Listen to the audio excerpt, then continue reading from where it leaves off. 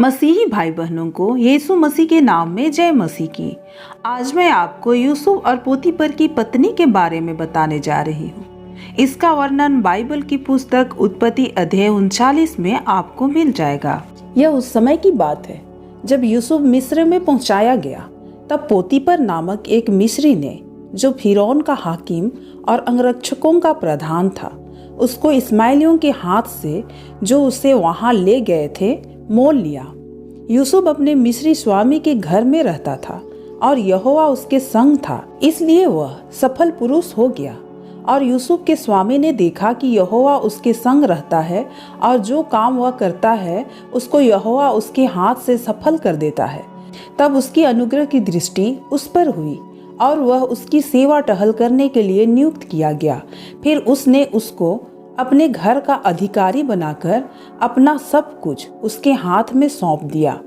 जब से उसने उसको अपने घर का और अपने सारी संपत्ति का अधिकारी बनाया, तब से यहोवा यूसुफ के कारण उस मिस्री के घर पर आशीष देने लगा।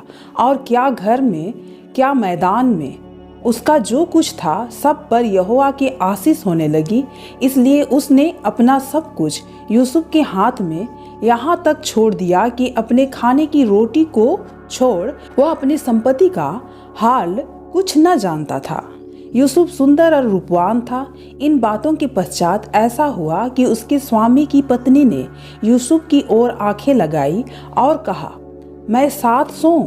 पर उसने अस्वीकार करते हुए अपने स्वामी की पत्नी से कहा, सुन, जो कुछ इस घर में है मेरे हाथ में है, उसे मेरा स्वामी कुछ नहीं जानता और उसने अपने सब कुछ मेरे हाथ में सौंप दिया है। इस घर में मुझसे बड़ा कोई नहीं और उसने तुझे छोड़, जो उसकी पत्नी है, मुझसे कुछ नहीं रख छोड़ा। इसलिए भला मैं ऐसी बड़ी दुष्टता करके परमेश्वर का अपराधी क्यों बनूं? और ऐसा हुआ कि वह प्रतिदिन यूसुफ से बातें करती रही, पर उसने उसकी ना मानी कि उसके पास लेटा या उसके संग रहे। एक दिन क्या हुआ कि यूसुफ अपना काम काज करने के लिए घर में आया और घर के सेवकों में से कोई भी घर के अंदर ना था। तब उस स्त्री ने उसका वस्त्र पकड़कर कहा, मेरे साथ सो।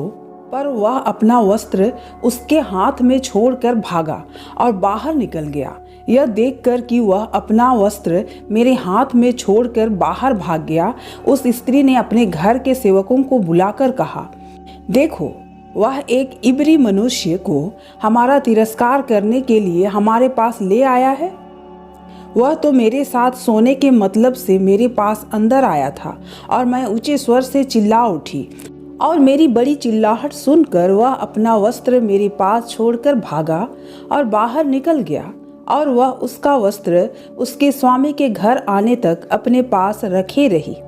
तब उसने उससे इस प्रकार की बातें कही, वह इब्री दास जिसको तू अपने पास ले आया है, वह मुझसे हंसी करने के लिए मेरे पास आया था और जब मैं ऊंचे स्वर से चिल्ला उठी तब वह अपना वस्त्र मेरे पास छोड़कर बाहर भाग गया।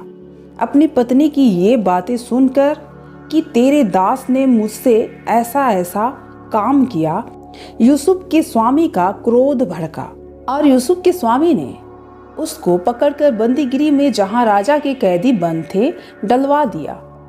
वह उस बंदीगृह में रहा, पर यहोवा यूसुफ के संग संग रहा और उस पर करुणा की और बंदीगृह के दरोगा के अनुग्रह की दृष्टि उस पर हुई। इसलिए बंदीगृह के दरोगा ने उन सब बंदीगृहों को जो कारागाह में थे यूसुफ के हाथ में सौंप दिया और जो जो काम वे वहां करते थे वह उसी की आज्ञा से होता था।